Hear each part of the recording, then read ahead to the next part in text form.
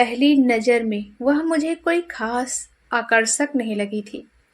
एक तरह से इतने दिनों का इंतजार खत्म हुआ था। 2 महीने से हमारा ऊपर वाला फ्लैट खाली पड़ा था। उसमें किराए पर रहने के लिए नया परिवार आ रहा है। इसकी खबर हमें काफी पहले मिल चुकी थी। उस परिवार में एक लड़की भी है, यह जानकर मुझे बड़ी खुशी हुई थी। पर जब देखा तो उसमें कोई विशेष रुचि नहीं जागी थी मेरी। उन्हें रहते हुए 1 महीना हो गया था, पर मेरी उससे कभी कोई बात नहीं हुई थी, ना ही मैंने कभी ऐसी कोशिश की थी। एक दिन अप्रत्याशित रूप से उससे बातचीत करने का मौका मिला था। मेरे एक दोस्त की शादी में वे लोग भी आमंत्रित थे। उसने गुलाबी रंग का सलवार कुर्ता पहन रखा था। माथे पर साधारण सी बिंदी थी और बाल कंधों पर झूल रहे थे। चेहरे पर कोई खास मेकअप नहीं था। ना जाने क्यों उसका नाम जानने की इच्छा हुई तो मैंने पूछा, मैं आपके नीचे वाले फ्लैट में रहता हूँ, क्या आपका नाम जान सकता हूँ? अनु। और आपका? उसने मुस्कुराते हुए पूछा। अंकित, मैंने धीरे से कहा। अंकित? मेरे चाचा के लड़के का भी यही नाम है। मुझे बहुत पसंद है यह नाम, उसने हंसते हुए कहा। उसके खुले व्यवहार को देखकर उससे बातें करने की इच्छा हुई थी, पर तभी उसकी सहेलियों का बुलावा आ गया और वह दूसरी ओर चली गई। पहली मुलाकात के बाद ऐसा नहीं लगा कि मैं उसे पसंद कर सकता हूँ। दूसरे दिन जब मैं दफ्तर जाने के लिए घर से बाहर आया तो देखा कि वह सीढ़ियां उतर रही है। वह मुस्कुराई। हेलो। हेलो। मैंने भी उसके अभिवादन का संक्षिप्त सा उत्तर दिया। बस, इससे अधिक कोई बात नहीं हुई थी। इसके बाद बहुत दिनों तक हमारा आमना सामना ही नहीं हुआ। इस बीच मैंने उसके बारे में सोचा भी नहीं। मैं सुबह 9 बजे ही दफ्तर चला जाता और शाम को 7 बजे तक घर आता था। एक ही इमारत में रहने के कारण धीरे धीरे मेरे और उसके परिवार वालों का एक दूसरे के यहाँ आना जाना शुरू हो गया। खाने पीने की चीजों का आदान प्रदान भी होने लगा, पर मैंने किसी बहाने से कभी भी उसके घर जाने की कोशिश नहीं की थी। एक दिन माँ को तेज बुखार था। पिताजी दौरे पर गए हुए थे। मेरे दफ्तर में एक जरूरी मीटिंग थी, इसलिए छुट्टी लेना असंभव था। मैं परेशान हो गया कि क्या करूं, माँ को किसके हवाले छोड़कर जाऊं। तभी मुझे अनु की माँ का ध्यान आया। शायद वे मेरी कुछ मदद कर सके। यह सोचकर मैं उनके घर पहुंचा। दरवाजा अनु ने ही खोला। वह शायद कॉलेज के लिए निकलने ही वाली थी। उसके चेहरे पर खुशी व आश्चर्य के भाव दिखाई दिए। आप? आइए आइए। आज सूरज पश्चिम से कैसे निकल आया? बैठिए ना। नहीं, अभी बैठूंगा नहीं, जल्दी में हूँ। चाची जी कहाँ हैं? माँ, वे तो दफ्तर चली गई। ओह, तो वे नौकरी करती हैं? हाँ, आपको कुछ काम था? असल में माँ को तेज बुखार है और मैं छुट्टी ले नहीं सकता, क्योंकि आज मेरी बहुत जरूरी मीटिंग है। मैं सोच रहा था कि अगर चाची जी होती तो मैं उनसे थोड़ी देर माँ के पास बैठने के लिए निवेदन करता, फिर मैं दफ्तर से जल्दी आता। खैर, मैं चलता हूँ। अनु कुछ सोच कर बोली, ऐसा है तो मैं बैठती हूँ चाची जी के पास। आप दफ्तर चले जाइए। पर आपको तो कॉलेज जाना होगा। कोई बात नहीं, एक दिन नहीं जाऊंगी तो कोई खास फर्क नहीं पड़ेगा। लेकिन आप निश्चिंत होकर जाइए, मैं 2 मिनट में ताला लगा कर आती हूँ। मैं आश्वस्त होकर दफ्तर चला गया। 3 बजे मैं घर आ गया। अनु माँ के पास बैठी एक पत्रिका में डूबी हुई थी। माँ उस समय सो रही थी। माँ कैसी है अब? मैंने धीरे से पूछा। ठीक है, बुखार नहीं है। उससे पूछकर मैंने दवा दे दी थी। मैं आपका शुक्रिया किन शब्दों में अदा करूं? मैंने औपचारिकता निभाते हुए कहा। अब वे शब्द भी मैं ही आपको बताऊं? वह हंसते हुए बोली। देखिए, मुझे कोई फिल्मी संवाद सुनाने की जरूरत नहीं है। कोई बहुत बड़ा काम नहीं किया है मैंने, कहकर वह खड़ी हो गई। लेकिन मैंने उसे जबरदस्ती बैठा दिया। नहीं, ऐसे नहीं, चाय पीकर जाइएगा। मैं चाय बनाने रसोई में चला गया। तब तक माँ भी जाग गई थी। हम तीनों ने एक साथ चाय पी। उस दिन अनु मुझे बहुत अच्छी लगी थी। अनु के जाने के बाद मैं देर तक उसी के बारे में सोचता रहा। हमारा आना जाना बढ़ गया था। वह भी कभी कभी आती, मैं भी उसके घर जाने लगा था। फिर यह कभी कभी का आना जाना रोज में तब्दील होने लगा। जिस दिन वह नहीं मिलती थी, मुझे कुछ अधूरा सा लगता था। धीरे धीरे मेरे मन में अनु के प्रति आकर्षण बढ़ता जा रहा था। क्या मैं वास्तव में उसे चाहने लगा था? इसका निश्चय मैं स्वयं नहीं कर पा रहा था। उसका आना, उसे देखना, उससे बातें करना आदि अच्छा लगता था। पर एक बात जो मेरे मन में शुरू से ही बैठ गई थी कि वह बहुत सुंदर नहीं है, हमेशा मेरा निश्चय डगमगा देती। अपनी कल्पना में शादी के लिए जैसी लड़की मैंने सोच रखी थी, वह बहुत ही सुंदर होनी चाहिए थी। लंबा कद, दुबली पतली, गोरी, तीखे नए नक्श। मेरे खींचे गए काल्पनिक खाके में अनु फिट नहीं बैठती थी। केवल यही बात उससे मुझे कुछ भी कहने से रोक लेती थी।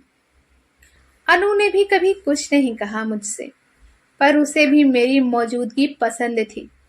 इसका एहसास मुझे कभी कभी होता था, पर मैंने कभी आज माना नहीं चाहा। मैं स्वयं ही इस संबंध में कोई निर्णय नहीं ले पा रहा था और ना ही मैं कुछ कह पाया था। एक दिन अनु पिकनिक से लौटकर मुझे वहां के किस्से सुनाने लगी।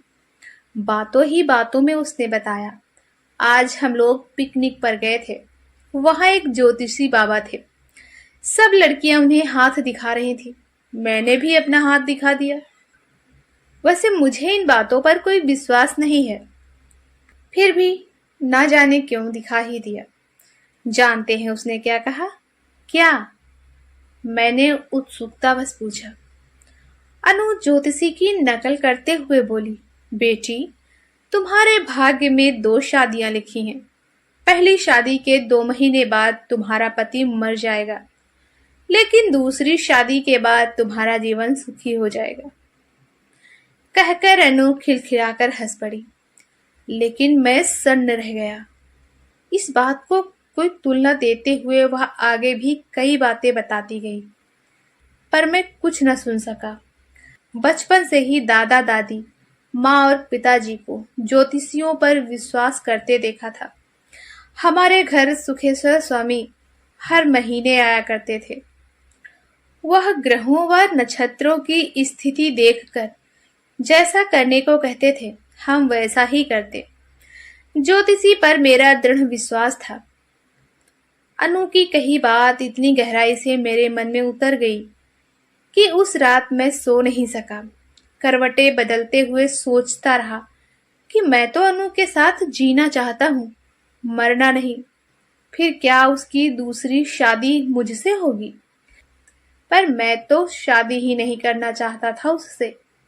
फिर कैसा तनाव हो गया था मेरे मस्तिष्क में। मैं अगले कई दिनों तक अनु का सामना नहीं कर सका। किसी न किसी बहाने उससे दूर रहने की कोशिश करने लगा, मगर 2-3 दिनों में ही वह सब कुछ समझ गई। एक शाम मैं अपनी बालकनी में बैठा था कि तभी अनु आई और मेरे पास ही चुपचाप खड़ी हो गई। मैं कुछ नहीं बोल पाया। वह काफी देर तक खड़ी रही, फिर पलटकर वापस जाने लगी तो मैंने पुकारा, अनु। हम्म। वह मेरी ओर मुड़ी। उसकी भीगी पलकें देखकर मैं भाव विह्वल हो उठा। अनु, क्या हुआ? तुम मुझसे ऐसी क्या गलती हो गई जो आप मुझसे नाराज हो गए? ये 3 दिन बरसों के समान भारी थे मुझ पर। यूं तो एक पल भी आपके बिना। वाक्य पूरा करने से पहले ही उसकी आवाज रुंध गई और वह भागकर बाहर चली गई। मैं अवाक सा कुर्सी पर बैठा रह गया। मेरे हाथ पैरों में इतनी हिम्मत नहीं रह गई थी कि उठकर उसे रोकता और उससे कह देता, हाँ अनु, मैं भी तुम्हारे बिना नहीं रह सकता। अनु चली गई थी। उसकी बातें सुनकर मैं बेचैन हो उठा। वह वास्तव में मुझे चाहती थी, इस बात का मुझे यकीन नहीं हो रहा था। मैं खाना पीना सोना सब भूल गया। निर्णय लेने की शक्ति जैसे समाप्त हो चुकी थी। अनु के इजहार के बाद मैं भी उससे मिलने का साहस नहीं कर पा रहा था। इसके बाद अनु मुझे बहुत दिनों तक दिखाई नहीं दी। एक दिन अचानक पता चला कि उसे कुछ लोग देखने आ रहे हैं। एकाएक मैं परेशान हो गया। इस बारे में तो मैंने सोचा ही नहीं था। लड़का खुद भी अनु को देखने आ रहा था। अनु बहुत गंभीर थी। मेरा उससे सामना हुआ, पर वह कुछ नहीं बोली। दूसरे दिन पता चला कि उन्होंने अनु को पसंद कर लिया है। अब सगाई की तारीख पक्की करने फिर आएंगे। सुनकर मुझे ऐसा लगा जैसे मेरी कोई बहुत प्रिय चीज मुझसे छीनी जा रही हो। लेकिन उस वक्त मैं बिल्कुल बेजान सा हो गया था, जैसे कुछ बोलने और करने की हिम्मत ही न रह गई हो। सारा दिन अकेले बैठकर सोचता कि अगर अनु सचमुच मुझे पसंद करती है तो उसने किसी और से शादी के लिए हाँ क्यों कर दी? फिर वह इतनी सुंदर भी नहीं जितनी कि मैं चाहता हूँ। उससे ज्यादा खूबसूरत लड़की भी मुझे मिल सकती है। फिर अनु ही क्यों? और वह ज्योतिषी वाली बात, 2 शादियां, विधवा, यह सब सोच सोच कर मैं पागल सा हो गया। एक हफ्ता यूं ही बीत गया। इस बीच अनु जब भी दिखती मैं उससे नजरें चुरा लेता। 7-8 दिन बाद लड़के वाले फिर आए और आगामी माह को सगाई की कोई तारीख पक्की करके चले गए। मैं खोया खोया सा रहने लगा।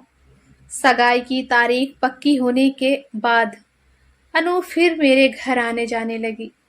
जब भी आती मुझसे पहले की तरह बातें करती, पर मैं असामान्य हो चला था। शादी के विषय में मैंने उससे कोई बात नहीं की थी और ना ही बधाई दी थी। अनु के घर सगाई की तैयारियां शुरू हो गई थी। सगाई व शादी में 10 दिनों का अंतर था। मैं अपना मानसिक तनाव कम करने के लिए दूसरे शहर अपनी बुआ के घर चला गया था। वहीं पर 20-25 दिनों तक रुका रहा, क्योंकि अनु की शादी देख पाना असहाय था मेरे लिए। जब मैं वापस आया अनु ससुराल जा चुकी थी। मैं अपना मन काम में लगाने लगा, मगर मेरे दिलो दिमाग पर अब अनु का ख्याल इस कदर हावी था कि उसके अलावा मैं कुछ सोच ही नहीं पाता था। कुछ दिनों के बाद मेरे घर में भी मेरी शादी की बात छिड़ गई। माँ ने कहा, अब तेरे लिए लड़की देखनी शुरू कर दी है मैंने। नहीं नहीं, अभी रुक जाइए 2-3 महीने। मैंने माँ से कहा, क्यों, 27 वर्ष का तो हो गया है, अधेड़ होकर शादी करेगा क्या? फिर यह 2-3 महीने का क्या चक्कर है? मैं यह सब नहीं जानती। यह देख 3 फोटो हैं, इनमें से कोई पसंद हो तो बता दे। माँ का मन रखने के लिए मैंने तीनों फोटो देखी थी। देख, इसके नए नक्श काफी आकर्षक लग रहे हैं। रंग भी गोरा है, कद 5 फुट 4 इंच है। पर मुझे उसमें कोई सुंदरता नजर नहीं आ रही थी। फोटो में मुझे अनु ही दिखाई दे रही थी। मैंने माँ से कहा, नहीं माँ, अभी थोड़ा रुक जाओ। क्यों, क्या तूने कोई लड़की पसंद कर रखी है? देर करने का कोई कारण भी तो होना चाहिए। मैं चुप रह गया। क्या जवाब देता? पर मैं सचमुच इंतजार कर रहा था कि कब अनु विधवा हो और कब मैं अपने मन की बात उससे कहूं। शादी के 2 महीने बाद अनु पहली बार मायके आई तो हमारे घर भी आई। शादी के बाद वह बहुत बदल गई थी। साड़ी में उसे देखकर मन में हुक सी उठी कि अनु तो मेरी थी। मैंने इसे किसी और की कैसे हो जाने दिया। कैसी हो अनु? मैंने पूछा था। अच्छी हूँ। खुश हो? हाँ, बहुत खुश हूँ। आप कैसे हैं? ठीक हूँ। तुम्हारे पति का स्वास्थ्य कैसा है? अचानक ही मैं यहाँ अटपटा सा प्रश्न कर बैठा था। वह आश्चर्य से मेरी ओर देखते हुए बोली, क्यों, क्या हुआ है उन्हें? नहीं, यूं ही पूछा था। मैंने हड़बड़ाकर बात को संभाला। वे तुम्हारे साथ नहीं दिखे इसलिए। ओह, लेकिन वे तो मेरे साथ ही आए हैं। घर पर आराम कर रहे हैं। अच्छा। अनु चली गई। उसे खुश देखकर मेरा मन बुझ गया। मुझसे दूर जाकर जब उसे कुछ महसूस नहीं हुआ तो मैं ही क्यों पागलों के समान उसकी राह देखता हूँ। अनु के ख्याल को मैंने दिमाग से झटक देना चाहा। इस बीच माँ रोज ही किसी न किसी लड़की का जिक्र मेरे सामने छेड़ देती, लेकिन मैं टालता रहता क्योंकि मन में एक आशा बंधी थी कि शायद ज्योतिषी की बात सच हो जाए। वक्त धीरे धीरे सरकता रहा। देखते ही देखते 4 साल बीत गए। मैं इंतजार करता रहा, पर ज्योतिषी की भविष्यवाणी सत्य सिद्ध नहीं हुई। अनु अपने पति के साथ हंसी खुशी जीवन व्यतीत कर रही थी। मैं अपना सब कुछ खो चुका था। ये 4 साल मुझ पर एक सदी से भी भारी थे। एक एक पल मैंने किसी मनचाही खबर के इंतजार में गुजारा था, लेकिन वह समाचार मुझ तक कभी नहीं पहुंचा। मैं बहुत स्थायी हो गया था। स्वार्थ इंसान को इस कदर नीचे गिरा देता है। आज सोचता हूँ तो आत्मग्लानि से भर उठता हूँ। माँ बहुत बीमार थी। उस दिन वे मुझसे रोते हुए बोली, अंकित, तू मुझे चैन से मरने देगा या नहीं? एक दिन उन्होंने मुझे शादी के लिए मजबूर कर दिया। मैं मन से अनु का था। यह बात मैं उन्हें कैसे बताता? माँ से तो क्या, यह बात मैं किसी से भी नहीं कह पाया था। अनु से भी नहीं। काश मैंने उससे इस संबंध में कुछ कह दिया होता। मैंने माँ की बात मान ली। वक्त का महत्व मुझे अच्छी तरह समझ आ चुका था कि जो लोग वक्त के साथ नहीं चलते, वक्त भी उनका साथ छोड़ देता है। अक्सर मैं सोचता कि अनु की शादी तय होने के वक्त मैं कहाँ था। सड़क के किनारे धुनी रमाए किसी ज्योतिषी ने अनु से यूं ही कुछ कह दिया और मैंने आंखें मूंद कर उस पर विश्वास कर लिया, जबकि अनु ने खुद उसका विश्वास कभी नहीं किया। ना जाने क्यों उस वक्त मैं अपार सुंदरता को पाना चाहता था। आत्मविश्वास की कमी या निर्णय ले पाने की अक्षमता में मैंने खुद ही वह सुनहरा अवसर खो दिया था। कुछ अनोखा पाने की चाह में जो कुछ सामने था उसे स्वीकार नहीं कर सका और भटकता रहा। मगर मेरी यह तलाश कभी खत्म नहीं हुई, क्योंकि मन का रिश्ता सुंदरता के सारे आयामों से ऊपर होता है और मन ने जो कुछ कहा मैंने उसे कभी नहीं सुना। महज एक ज्योतिषी की बात मानकर अपनी जिंदगी की सबसे अनमोल चीज खो दी थी। माँ की बात मानकर मैंने उन्हें लड़की पसंद करने के लिए कहा, क्योंकि पसंद नापसंद करने की और दोष निकालने की मेरी उम्र बीत चुकी थी। पर माँ बोली, नहीं, ऐसे नहीं, तू खुद ही पहले लड़की देख ले। बात का झंझट मुझे पसंद नहीं। नहीं माँ, मैं वादा करता हूँ, ऐसा कभी नहीं होगा, मैंने धीरे से कहा। माँ ने श्रद्धा को पसंद किया। एक साधारण सा सगाई समारोह हुआ। श्रद्धा को उसी दिन देखा था। एक उड़ती सी दृष्टि डाली थी मैंने उस पर उसने मुझे कुछ ऐसे देखा था जैसे बरसों से जानती हो। एक पल में अनु की तुलना मैंने श्रद्धा से कर डाली। सगाई की अंगूठी पहनाते वक्त भी मैं अनु के बारे में ही सोच रहा था। श्रद्धा से मेरी कोई बात नहीं हो पाई। फिर हमारी शादी हो गई। शादी में अनु भी अपने पति के साथ आई थी। उसे देखकर जख्म फिर से ताजा हो गया। फेरों से पहले तक मन में एक उम्मीद बंधी थी। माँ से वादा किया था, फिर श्रद्धा मेरी पत्नी थी। अनु को अब मुझे भूलना ही होगा। यह सोचकर मैंने श्रद्धा से कहा था, आज हमारी शादी की पहली रात है। वादा करो कि हर कदम पर मेरा साथ दोगी। अगर कभी मैं कहीं कमजोर पड़ गया तो सहारा देकर मुझे संभाल लोगी। आप जैसा चाहेंगे मैं वैसी बनकर रहूंगी। अब तो मेरा जीवन ही आपका है। पर यह कमजोर पड़ने वाली बात आपने क्यों कही? ऐसे ही कभी कभी जीवन में कुछ पल ऐसे आते हैं जब इंसान किसी गलत इच्छा या गलत भावना के वशीभूत होकर कोई गलत काम कर बैठता है। बस उस समय मुझे संभाल लेना। अनु के बारे में कुछ बताने की मैंने आवश्यकता नहीं समझी। मैं नए सिरे से जिंदगी शुरू करना चाहता था। श्रद्धा मेरे लिए बहुत ही अच्छी पत्नी साबित हुई। उसके आते ही माँ के स्वास्थ्य में भी सुधार होने लगा। वह मेरा पूरा ख्याल रखती थी। दूसरी ओर मैं भी अपनी ओर से कोई कमी न रखता। दिवाली नजदीक आ रही थी। अनु मायके आई हुई थी। उसके घर में पुताई हो रही थी। सारा सामान इधर उधर फैला हुआ था। श्रद्धा और मैं अनु से मिलने उसके घर गए। श्रद्धा काम में अनु की मदद कराने लगी।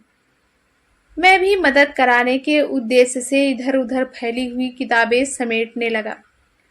अचानक एक डायरी मेरे हाथों से गिरकर खुल गई। अनु की लिखावट थी। अंकित को मैं अपना नाम पढ़कर चौंक गया। मैंने इधर उधर देखा। अनु की पीठ मेरी ओर थी। मैंने झुककर डायरी उठा ली और पढ़ने लगा। जितना मैं अंकित को चाहती हूँ, काश वह भी मुझे उतना ही चाहता। कल मेरी शादी है।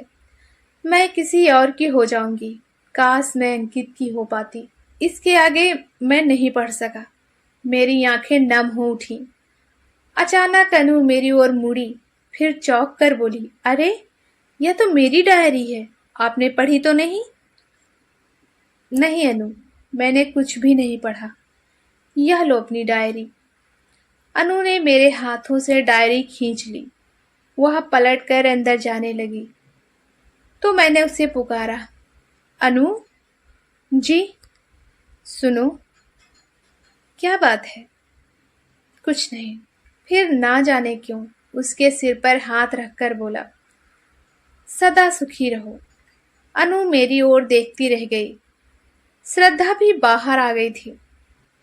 मैं उससे बोला, चलो श्रद्धा, घर चलें, माँ इंतजार कर रही होगी। फिर अनु की ओर देखे बिना मैं श्रद्धा को साथ लेकर अपने घर वापस आ गया। अभी आप सुन रहे थे शिखा मिडा जी की कहानी अनोखा पाने की चाह में।